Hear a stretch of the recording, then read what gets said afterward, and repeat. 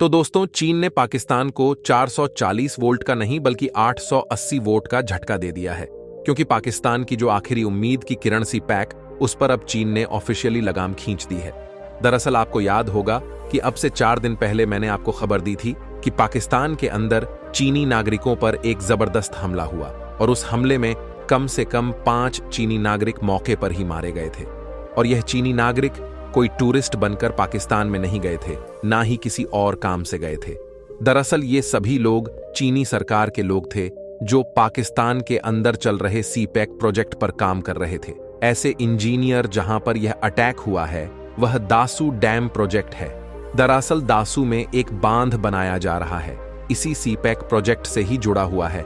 उसी पर यह इंजीनियर काम करके वापस अपनी शिफ्ट से अपने घरों की तरफ, यानी कि जान के अस्थायी घर बनाए गए हैं, वहां लौट रहे थे और इन पर अटैक हुआ। यह आत्मघाती हमला था जिसमें 5 लोग तुरंत मारे गए और अब भी बहुत सारे लोग हॉस्पिटल्स में पड़े हैं, बहुत ज्यादा गंभीर रूप से घायल है।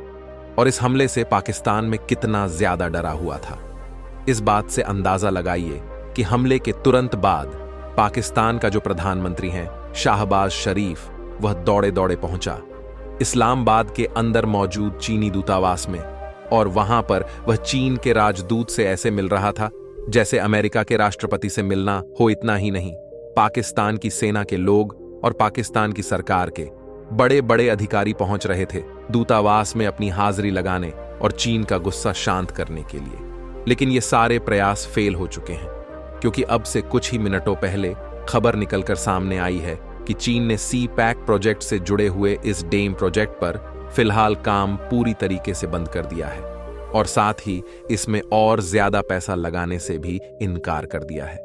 यानी कि फिलहाल के लिए दासू डैम प्रोजेक्ट, जिसको लेकर कहा जा रहा था कि पाकिस्तान में वापस खुशहाली लेकर आएगा, लोगों को बहुत सस्ती बिजली देने का, लाखों लोगों को रोजगार देगा और पूर्वी पाकिस्तान की अर्थव्यवस्था को उठाकर रख देगा, ये पूरी तरीके से ठप कर दिया गया है चीन के द्वारा।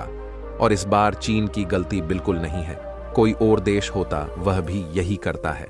ऐसा इसलिए क्योंकि इसी दासू डैम प्रोजेक्ट पर अब से 1.5 साल पहले भी हमला हुआ था।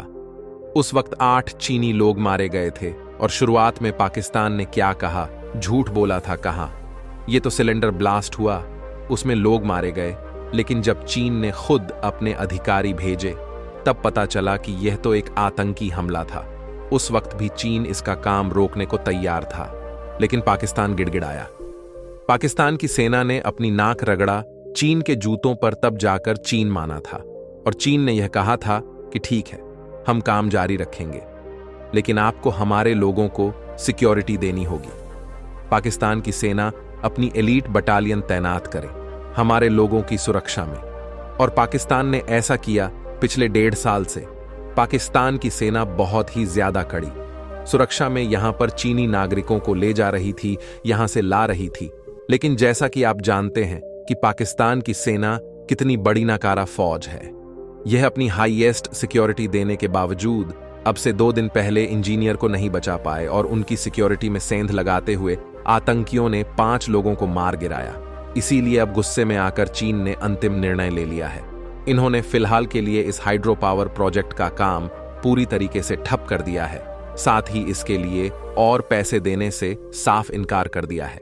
चीन के इस निर्णय से जो पूरा का पूरा सीपैक प्रोजेक्ट है वो भी अब डेड होने की कगार पर पहुंच चुका है, क्योंकि सीपैक एक प्रोजेक्ट में जितने भी छोटे बड़े प्रोजेक्ट चल रहे थे ना, दासोत डैम प्रोजेक्ट सबसे बड़ा था, सबसे तेजी से काम चल रहा था और सारे रिसोर्सेज वहीं लगाए जा रहे थे।